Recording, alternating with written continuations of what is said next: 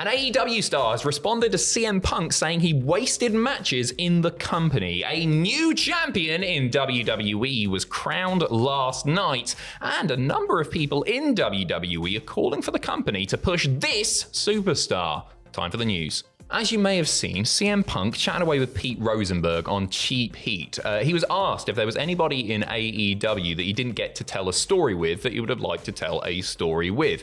He replied saying, "No, I feel like I wasted some matches on some people for sure.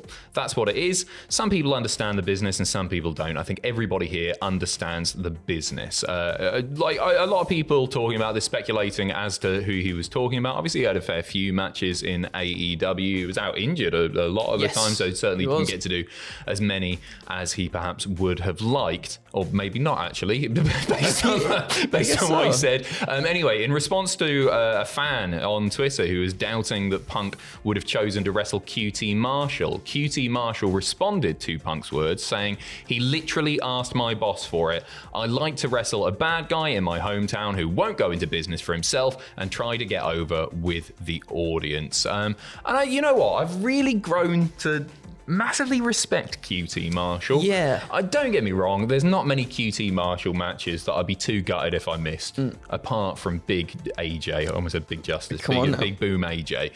No, there's not that many. But he's a proper pro, isn't he? There's a reason that like they trusted him to work with CM Punk. They're trusting him to do the celebrity, the influencer matches, like stuff like that. I think you've got to respect a guy who is just a company man who's not trying to get himself over. He knows his position in the company. He's a proper safe pair of hands. And like, yeah, again, he's in the ring, take it or leave it. But he knows what he's doing, doesn't he? I agree. And like, that's exactly what I was thinking as well. I think he's quite selfish, it feels like, when it comes to stuff like this. Like, as you said, he knows his place. Selfless. Sorry. That's it. I didn't mean selfish. Oh my God, I meant selfless. Thank you. Keep doing it. You'll get a match. No.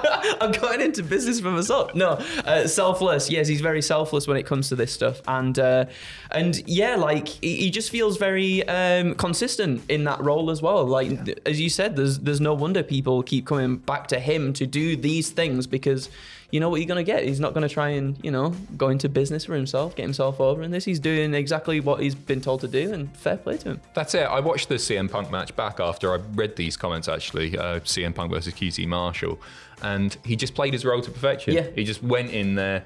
It was a bad guy, but didn't try and overshadow anything that Punk was doing. All eyes on Punk, did the job, and that's it. Yep. And I think that's why, like, because he's faced a lot of criticism before as QT Marshall. People roll their eyes when he's announced for these big matches, like when people don't want to see that. But yeah, again, you do need to respect, I think, what he does. And I think absolutely. we'll look back differently on QT Marshall in 10, 15 years time, because these people tend to have jobs for a long time within wrestling, wherever they end up going. And I think he's just, I think he's a valuable asset to the company. I agree. And I'm glad that he claps back at the fan. Yeah. Just going, he didn't want to do QT Marshall. Because like, why would Tony Khan just want to book that match randomly? Exactly. It's cool that Punk asked for it. He also spoke, in fact, Punk this is, about the possibility of AJ Lee making a return to wrestling, indicating that she's more keen than ever, but hold your horses, don't get your hopes up. He said it's more of a workload thing for her. She's very busy. I'm not trying to talk, I'm not trying to not talk about it, but I'm also trying to temper people's expectations. If she wraps up some stuff that she's working on and she has the time and she feels like dipping her toe back in or jumping back in the pool, she'll let us know. Royal Rumble. We've been asking for it for so long, haven't we? As well? Yeah, for sure. I think it's one that, like Punk in WWE, for the longest time, I think a lot of us had written that idea off of AJ coming back, but now Punk's back, seemingly very, very happy in the company, getting to do what he wants to do. He's had great matches. I think the creator's been really good for CM Punk, and I think Triple H would do AJ Lee proud. If she wanted to come back at the Rumble, work a program up until WrestleMania, I think it'd be a really, really entertaining thing. Maybe we'll get a Rumble appearance. I'm not even saying she'll work a program. Yeah, maybe so. But I mean, as well, we've seen like clips of her and Punk in the ring, just like getting stepped in and stuff. I think for the Heels TV show, she was doing stuff with Punk as well.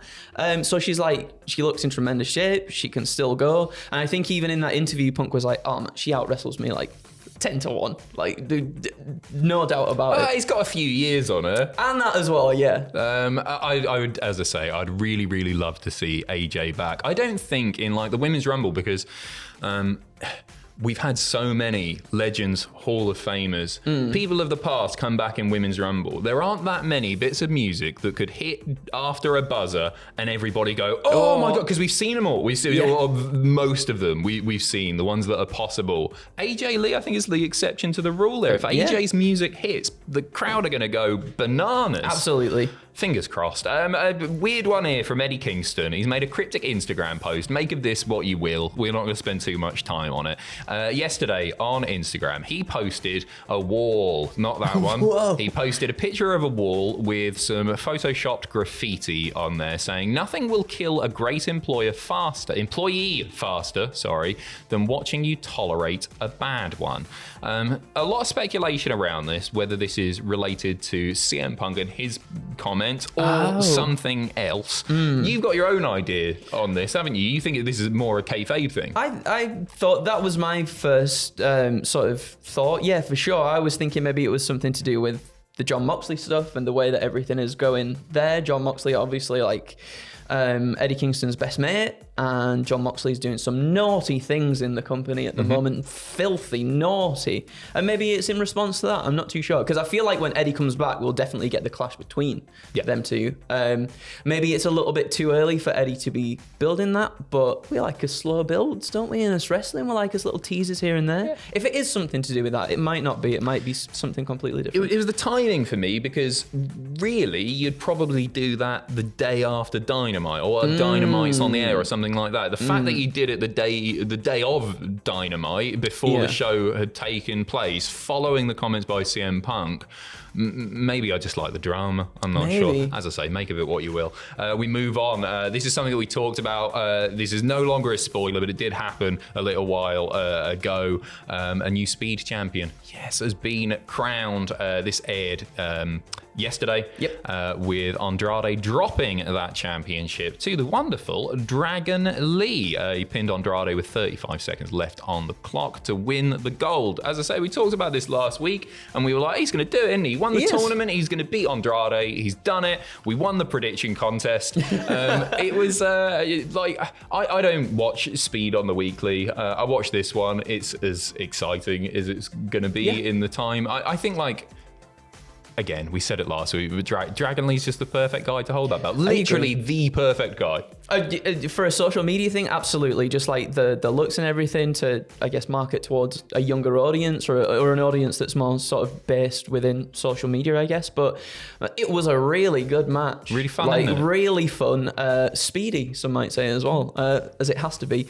But I want them to run it back on TV. So, like, they have such good chemistry together. Like, that's a good feud right there. I feel like it's really, really difficult, near impossible, to tell a story in under 3 minutes. Yeah. And it is obviously just a big old spot fest. It's just moves.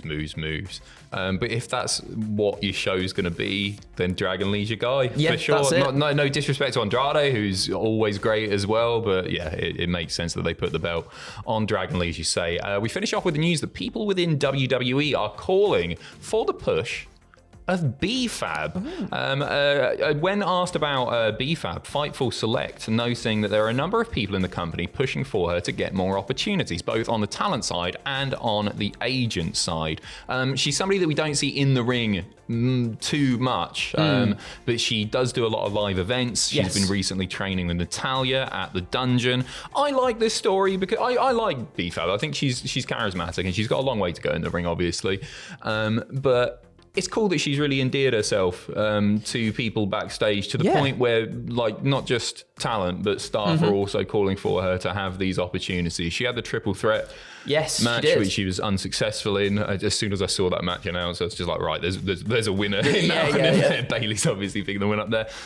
But you can see the improvement, can't you, with BFAB? Absolutely. And I think that's it. I think more recently, she has been doing more live events sort of leading up to this match that we saw on television this past Friday.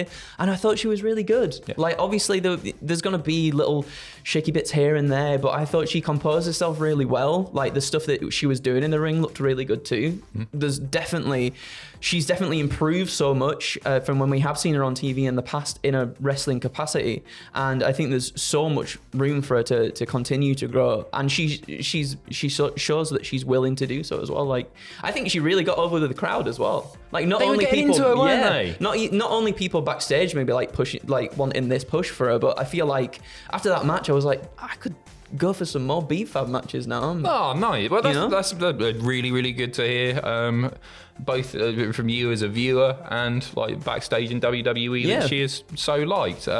She's got the new music, she's got the new solo entrance as well. So they're investing time in her to do that stuff. So hopefully we see more of her in the ring with people pushing for her. Thank you very much once again. Predictions are coming up this evening. You've got pictures on the channel right now for AEW Full Gear, live reactions, what happened at, and then later on Patreon as well, WTF moments for that premium. It's not a premium live event, for that pay-per-view. Thank you very much for watching. I've been Adam. I've been Andrew. See you in a bit.